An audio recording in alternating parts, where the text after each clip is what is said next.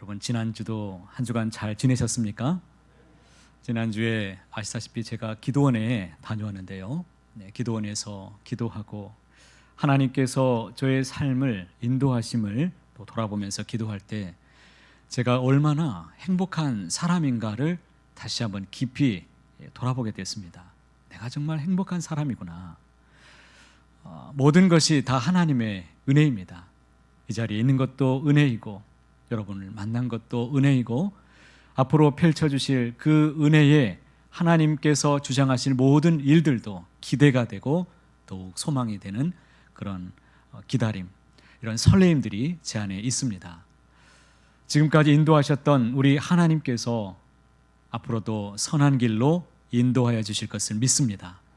특별히 우리 서강교회 하나님께서 더욱 선하고 좋은 길로만 인도하실 것을 기대하고 소망합니다. 여러분은 잘 지내고 계십니까?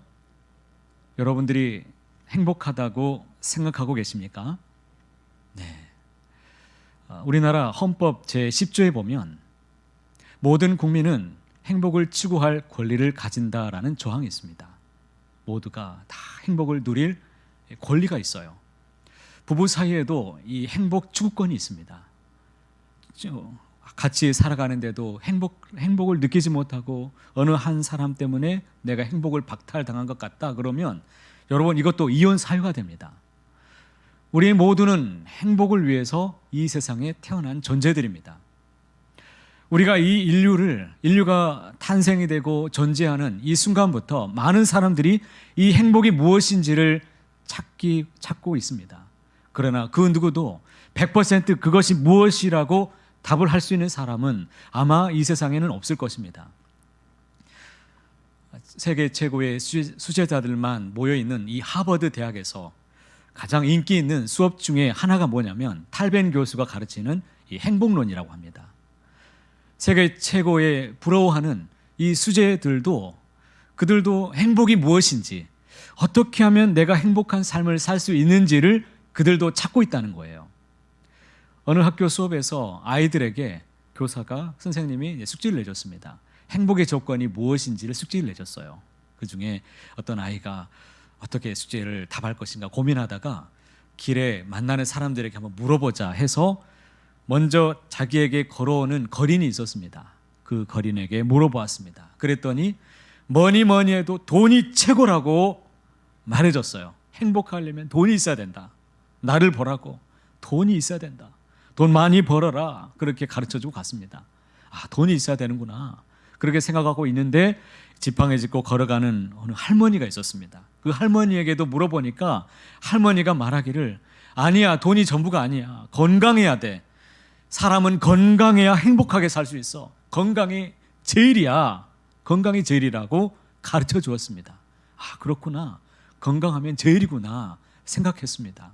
그런데 그 옆을 지나가는 이 군인이 있었는데 직업 군인이에요.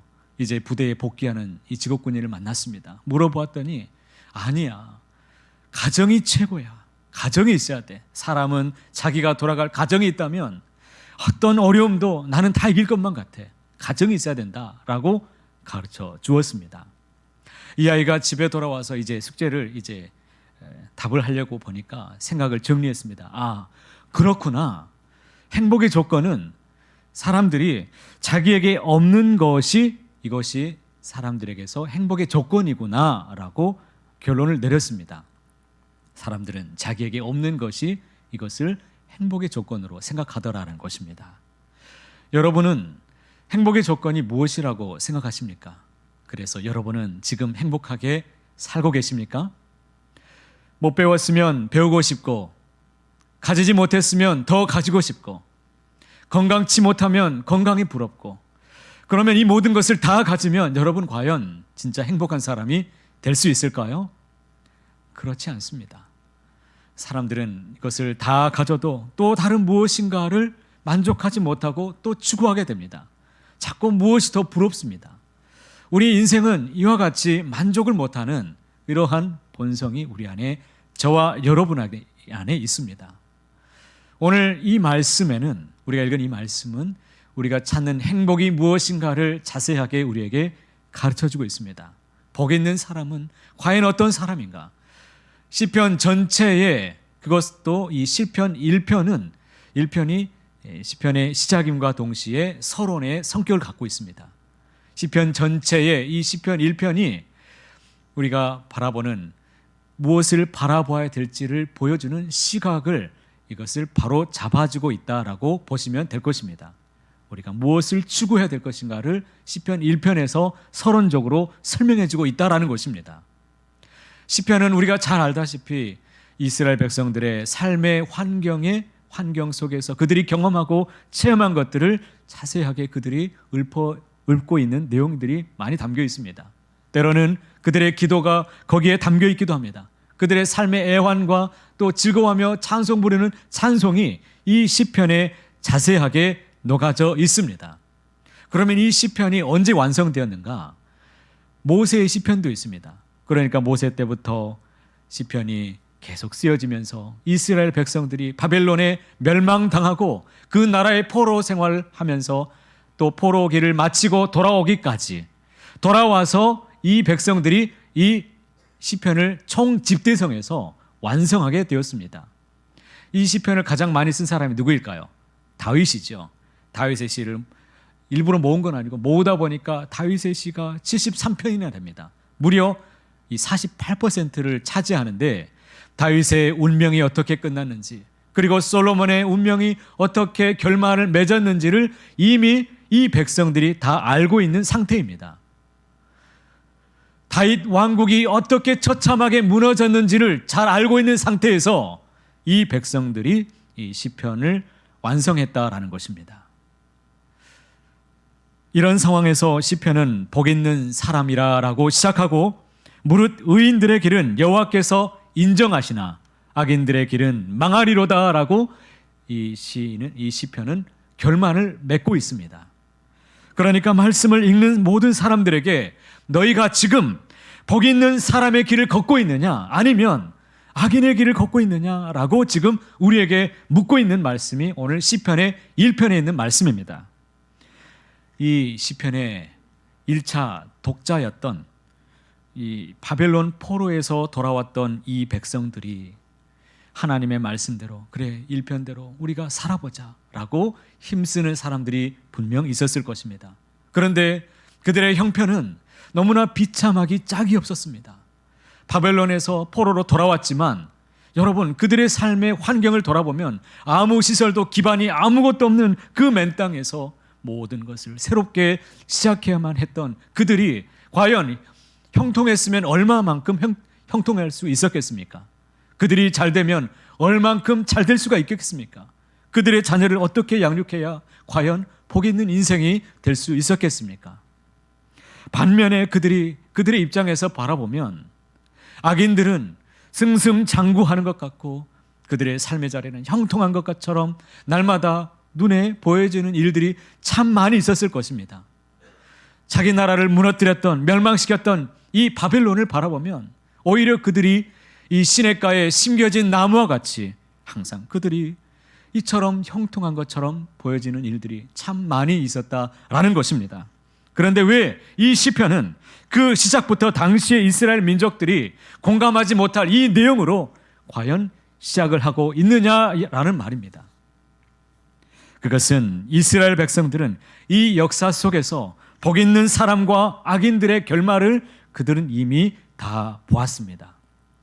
하나님의 말씀대로 순종하는 사람, 그리고 순종하지 않았던 그 왕들의 운명을 그들은 다 역사 속에서 경험했습니다. 이스라엘 나라의 왕이라고 성군이라고 말했던 다윗조차도 여호와의 율법을 떠났을 때, 즐거워하지 않았을 때 하나님이 어떤 재앙을 내렸는지, 그리고 이스라엘의 태평성대를 누렸던 이 솔로몬마저도 여호와의 율법을 떠났을 때 하나님이 어떻게 진노하셨는지를 이 백성들은 역사를 통해 다 알고 있었습니다. 그러므로 오늘 말씀은 이 긴 이스라엘의 역사 속에서 하나님께서 그들과 함께 하시면서 그의 인생들을 어떻게 결론을 맺어 가시는가를 지금 오늘 시편을 통해서 우리에게 분명하게 가르쳐주고 있습니다.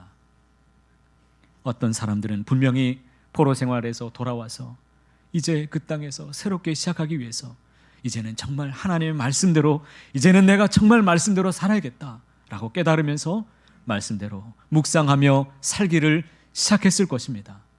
그런데 돌아보면 자기가 원하는 그 즐거움과 형통이 자신의 기대에 미치지 못할 수도 있다라는 것입니다. 반면에 돌아보니 악인들은 하나님의 말씀의 뜻대로 살아가지 않는데 그들은 오히려 잘 되는 것 같고 그들의 삶이 더 번성하는 것처럼 보여지는 이 막막한 현실 앞에 그들이 놓여져 있을 때에 그들이 말씀 앞에 살고자 하는데 나의 삶이, 내 가족의 삶이, 우리 민족의 삶이 형통하지 않은 것처럼 보여질 때 오늘 이 말씀이 그들의 삶의 자리에 지금 주어지고 있다라는 것입니다. 여러분 시편 1편을 읽을 때 다시 이제 느껴지실 거예요. 이러한 배경 가운데 이스라엘 백성들이 몸부림치며 하나님의 말씀을 붙잡고 살아보려고 정말 애쓰고 있었구나. 그래서 그 수많은 시편 150편의 이 말씀 중에 1편을 가장 첫 번째로 서론에 두고 있구나. 의인의 삶을 추구하기를 이 백성들이 그렇게 애원하며 살았구나 라는 것을 우리에게 느끼게 해줍니다.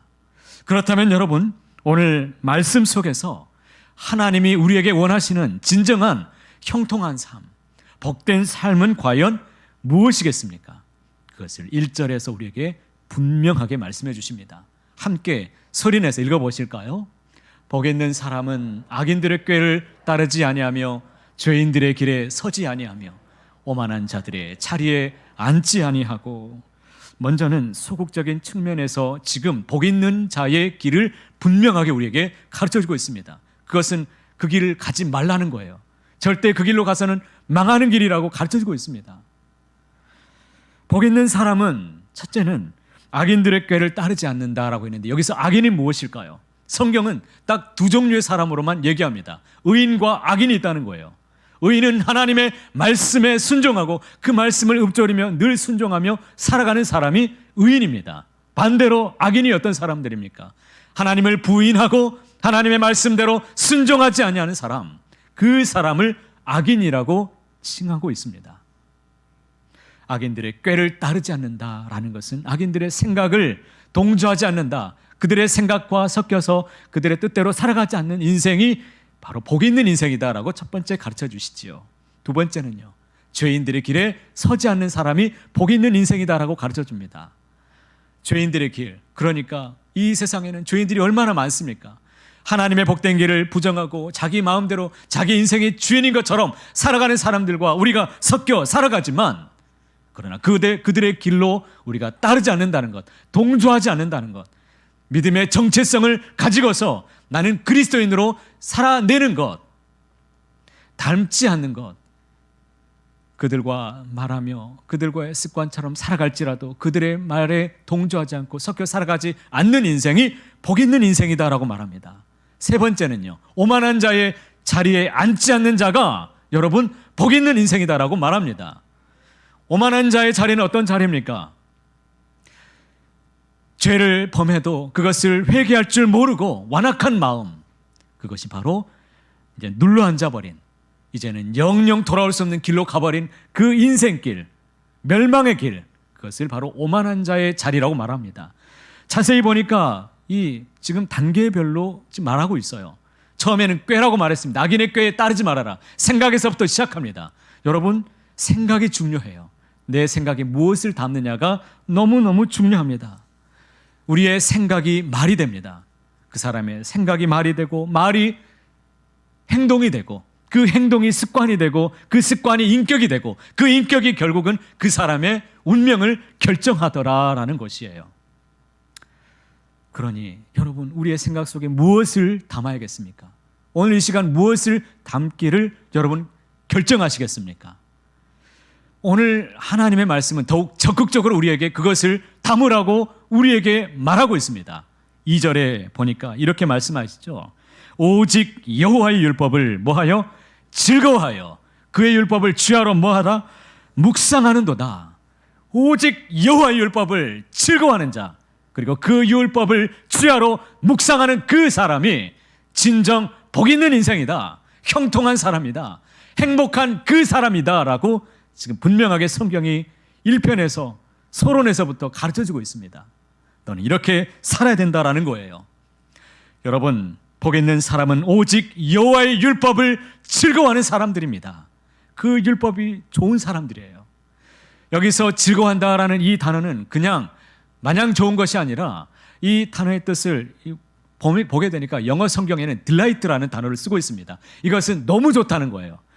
너무 좋아요. 말씀이 오직 이 율법이 내게 너무 좋다는 것입니다. 아이스크림 여러분 좋아하십니까? 아이스크림도요, 여러분 아이스크림 딜라이트라는 게 있어요. 내게 특별히 좋은 아이스크림이 있습니다.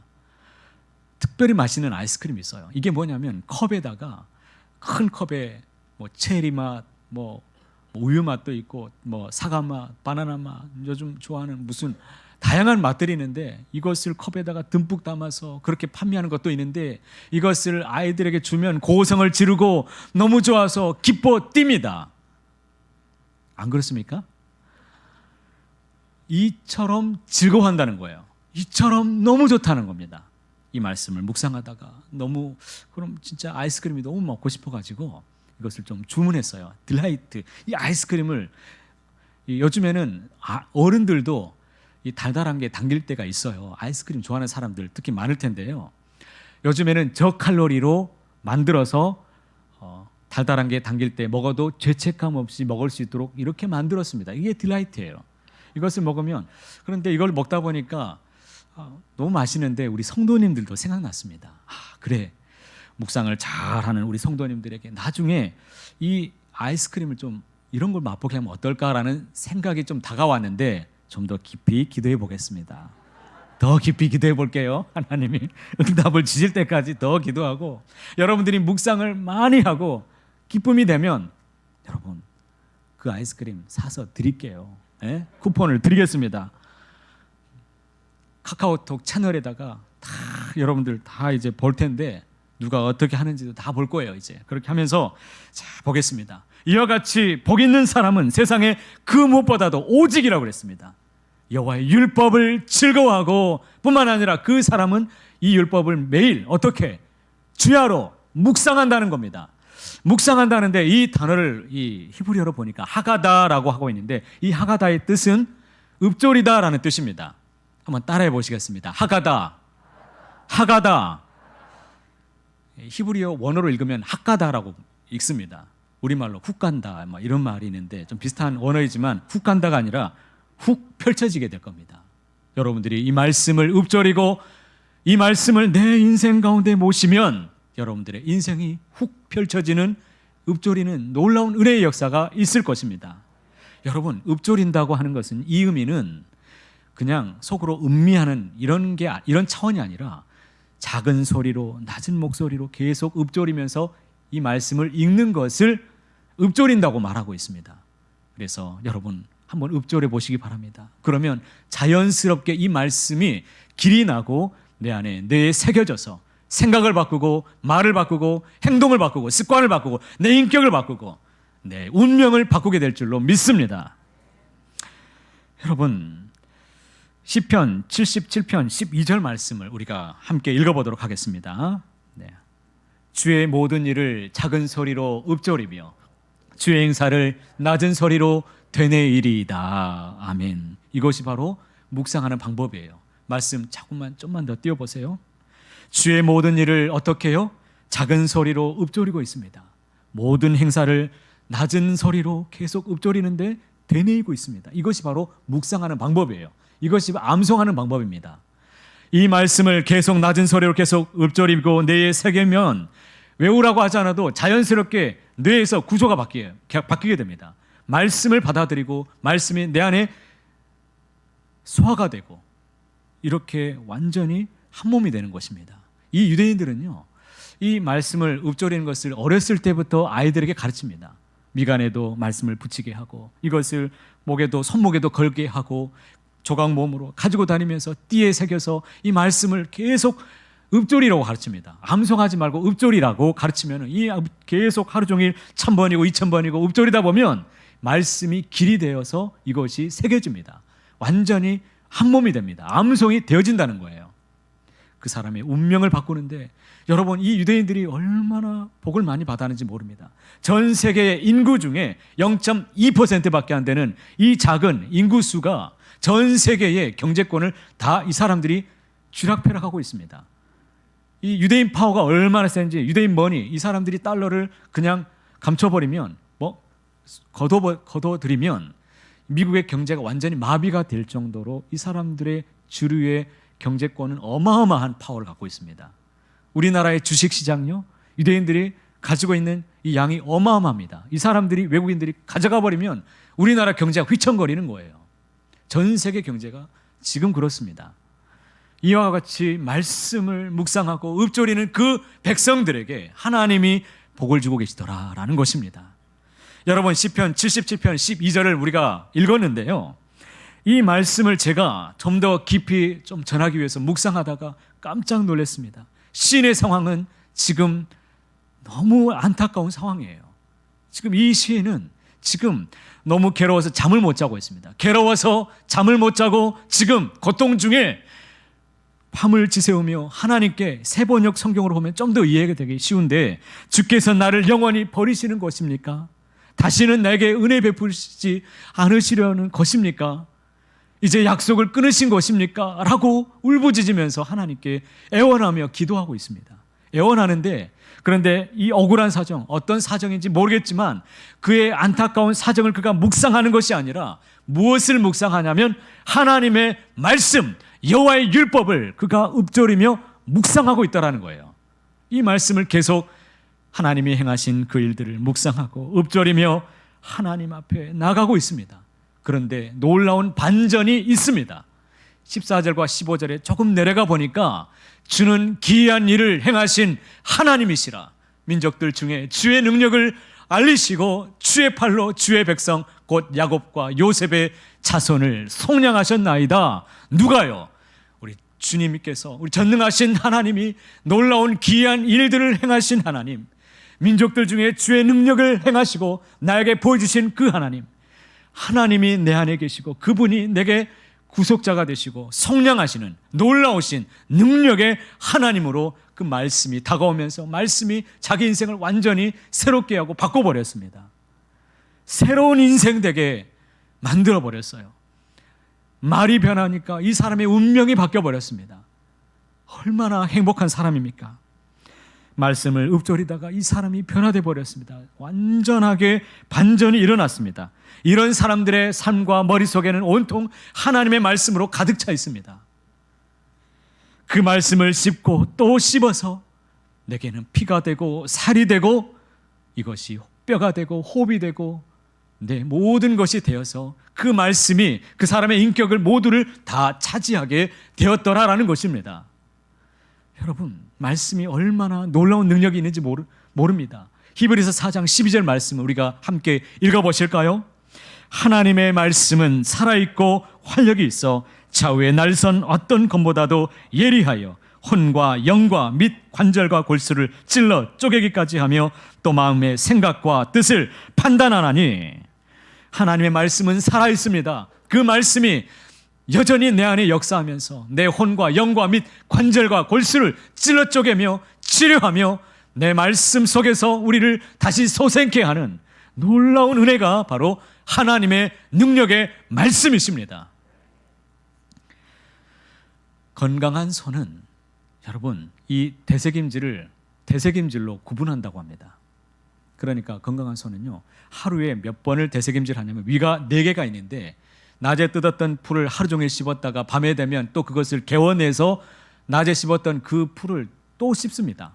이것을 대새김질이라고 말하죠. 대새김질 하는데 하루에 몇 번을 대새김질 하냐면 3만 번 이상, 그리고 하루에 12시간 이상을 계속 씹고 또 씹고 해서 자기의 피가 되고 살이 되고 몸이 되는 거예요. 이런 소들이 아주 건강한 소인데, 대새김질 잘하는 소들이 우유 생산량도 좋고 맛도 좋고 그렇다라는 것입니다.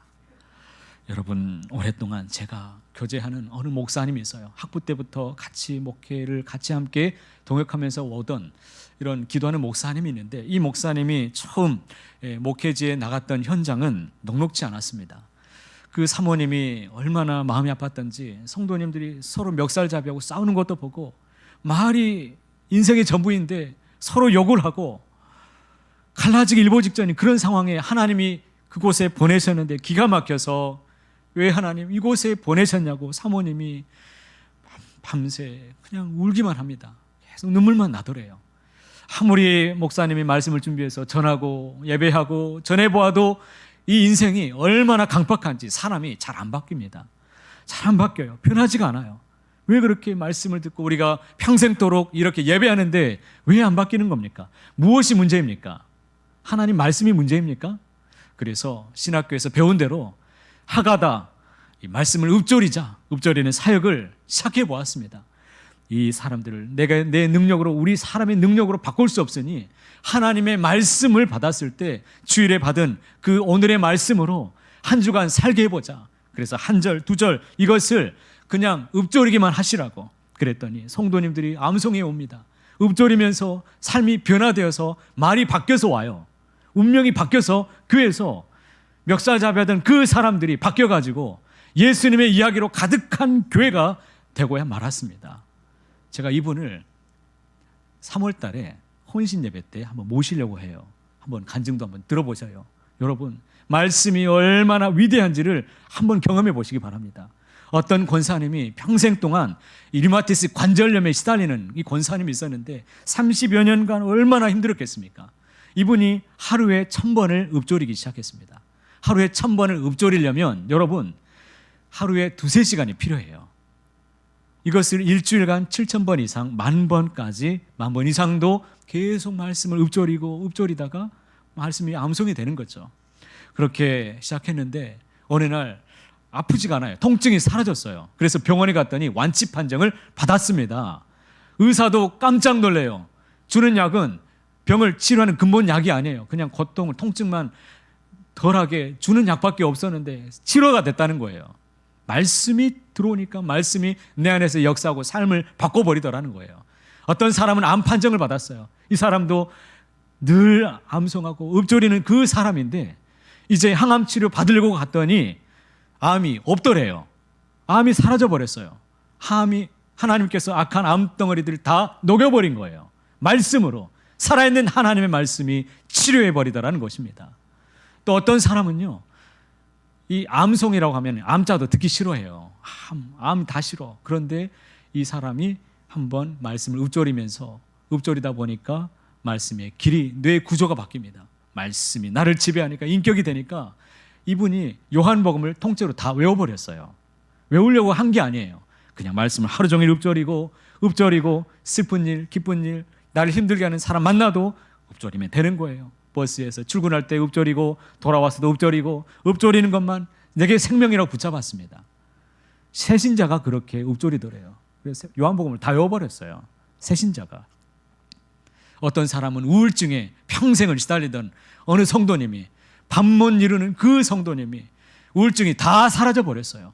이런 간증들이 있는 교회, 여러분, 이 교회가 바로 참다운 교회다움이죠. 하나님의 말씀이 정말 살아서 역동하게, 살아서 움직이도록 여러분 정말 믿어보시기 바랍니다. 오늘부터 정말 말씀 읊조려 보세요. 그 말씀이 여러분에게 생명력이 되어서 살아있어서 여러분들의 운명을 바꿔주실 것입니다. 기도원에서 주일에 주셨던 지난주의 말씀으로, 금주의 말씀으로 제가 2박 3일간 계속 읊조리고 묵상하고 기도하고 여러분들이 주신 기도 제목으로 기도하고 3일째 되니까 제게 아주 놀라운 깨달음이 하나 찾아와요. 사람이 자기 친구와 이야기하듯이 하나님이 모세와 대면하더라라는 이 말씀이 제게 주어졌는데, 이 말씀을 계속 묵상하다 보니까 하나님이 모세를 정말 사랑하는구나, 하나님이 정말 모세를 사랑하는구나, 그 하나님이 나를 사랑하시는구나, 이것이 느껴졌습니다. 모세가 이 많은 백성들을 어떻게 가나안 땅으로 인도해낼지를 모르고 엎드리고 있을 때 하나님이 가르쳐 주셨던 것처럼 서강에 있는 이 식구들을 어떻게 천국 백성으로 만들어낼 것인지, 어떻게 천성을 향하여 날마다 순례자로 살게 할 것인지 하나님께 물을 때에 하나님이 뭐라고 말씀하신 줄 아세요? 내가 친히 인도하리라 라고 말씀하셨어요. 우리는 그냥 묵상하면 돼요. 우리는 그냥 읊조리면 하나님이 우리의 인생을 선한 길로 매일 하나님이 천성에 가는 길 흔들림 없이 살아가게 하실 줄로 믿습니다. 그러면 이런 사람은 어떤 복을 받게 되는 것인가? 3절 말씀에 이와 같이 말씀하십니다. 그는 시냇가에 심은 나무가 철을 따라 열매를 맺으며 그 잎사귀가 마르지 아니함 같으니 그가 하는 모든 일이 다 형통하리로다. 그가 하는 일이 뭐라고요? 왜 다자 뺍니까? 그가 하는 일이 모든 일이 다 그가 하는 일이 모든 일이 다 형통하리로다 라는 거예요. 생각하는 것, 내가 꿈꾸는 것, 내가 만지는 것, 내가 이루고 싶은 것, 내가 기도 속에 품고 있는 그 생각마저도 하나님이 내가 만지면 이루어지게 하고 내가 건드리면 다 된다라는 것입니다. 표준 세번역으로 보니까 하는 일마다 잘 될 것이다 라고 형통을 번역하고 있습니다. 그러니 여러분 어떻게 하시겠습니까? 이래도 읊조리지 않으시겠습니까? 이 형통은 영어 단어로 good success라고 하는데 성공한다는 말이에요. 건드리면 되고 만지면 되는 것입니다. 이 사람이 나타나면 문제가 해결돼 버립니다. 여러분 그런 형통한 사람이 되시기를 바랍니다. 히브리어 원문에는 그 사람이 하는 것은 무엇이든지 하나님께서 성취하신다, 이루게 하신다라는 뜻을 갖고 있습니다. 얼마나 좋습니까? 복 있는 사람은 이러한 하나님의 인도하심이 있습니다. 말씀이 역사하시는 삶을 살아내고 그 말씀이 내가 무엇을 하든지 내 삶을 인도하심을 내가 날마다 느끼며 살아가는 그 사람이 바로 시편 1편에 있는 복 있는 사람이 되는 줄을 믿으시기를 바랍니다. 저는 여러분이 행복한 사람이 다 되시기를 축복합니다. 정말 시냇가에 심겨진 나무와 같이 너희가 내 안에 거하고 내 말이 너희 안에 거하면 무엇이든지 원하는 대로 구하라 그리하면 내가 이루리라, 이 말씀과 같이 시냇가에 심겨진 나무들이 되시기를 축복합니다.